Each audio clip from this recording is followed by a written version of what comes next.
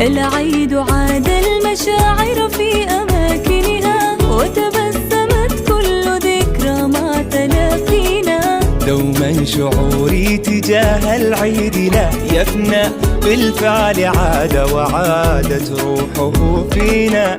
هل نخبر الناس أن العيد قد حان؟